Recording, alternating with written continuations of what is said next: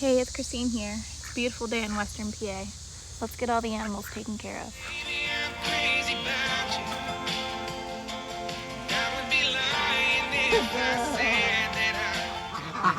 Are you ready for it?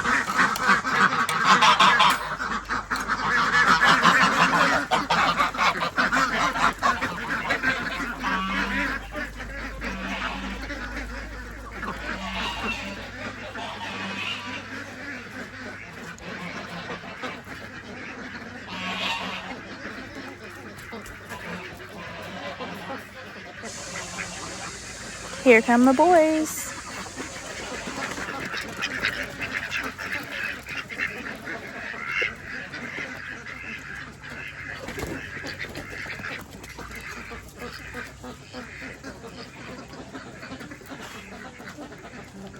It's my off week, so I'm not cleaning out the entire run coop, but I am going to restock all of the treats and goodies and food for the babies.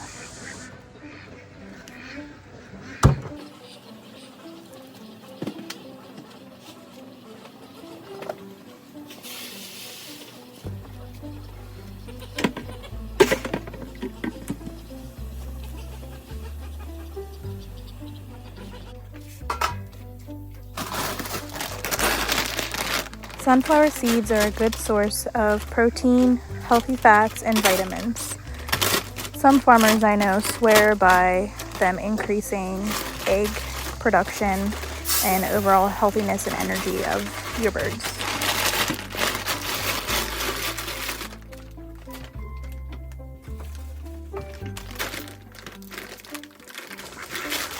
As you can see in the background here, I have one of my oldest time helpers. I got this mini horse when I was about 21 years old. I knew nothing about horses, but my friend's husband had him, and his nickname was Ugly, and he wasn't very nice to him. So I bought him for $300.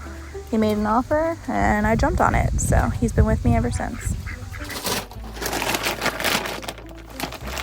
I personally use a 16% all flock food.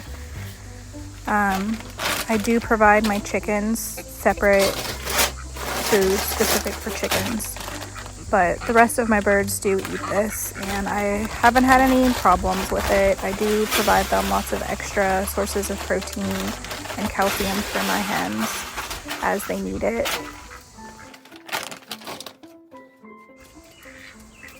I also get them this poultry block. It lasts a pretty long time. 3 5-gallon buckets of food usually last me about a week, depending on how much time they're getting to spend outside and get bugs and things like that.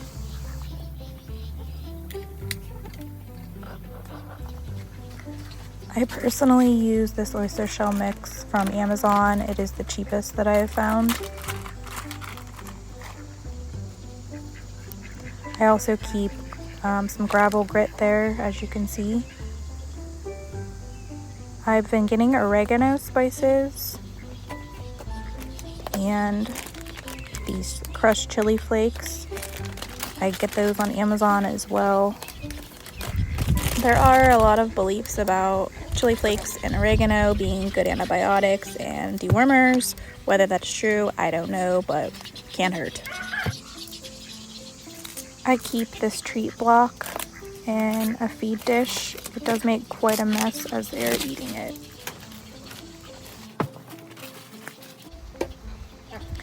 I've been using milk jugs or different juice containers where I cut holes in the bottom of them and fill them with treats. Here I believe these are soldier fly larvae.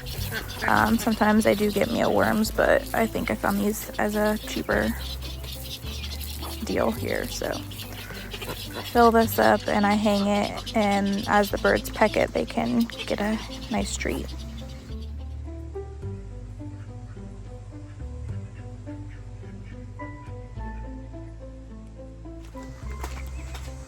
Because my run is pretty well secured and protected, and I do have the goats and the horse that kind of scare away a lot of the predators, I do keep some of the feed to refill as the week goes on, just for ease.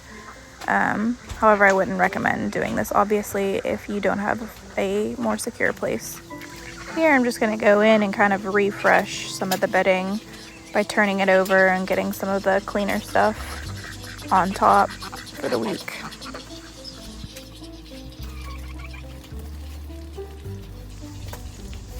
If you check out my last video, you'll see a little bit more of the process of how I clean this. I've been trying to only clean it out once every other week, just to save some money and time. You can hear some happy noises from my chickens here in the background and high speed.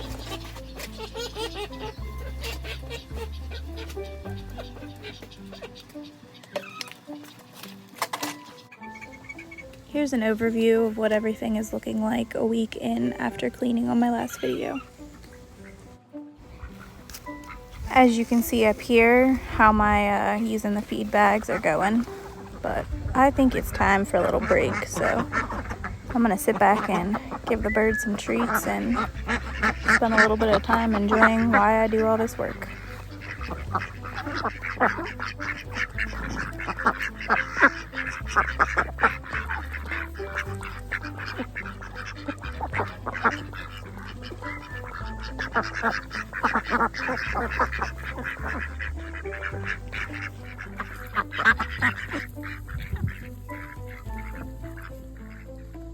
I realized as I was doing a head count that some of my chickens are missing, so let's go see if we can figure out where they're at.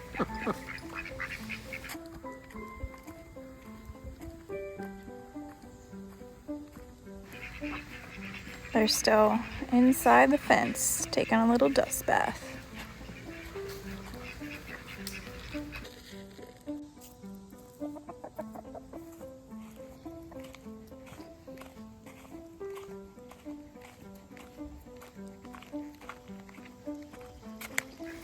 One of my oldest chickens, though, Mabel, is missing in action.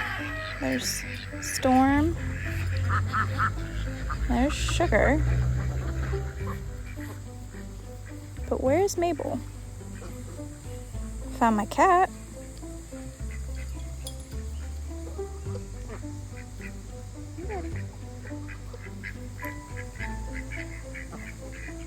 What are you doing, girl? Ah, there she is. I was yelling for you. Mabel was actually named after my grandma. She's one of my 6 original chickens. I only have 3 of them left. Hi, Mabel. She is definitely a favorite hen, as you can see. Her back looks terrible. She's one of my friendliest chickens. Here I am dodging some spider webs. Let's get her back in and try to enjoy the rest of the day.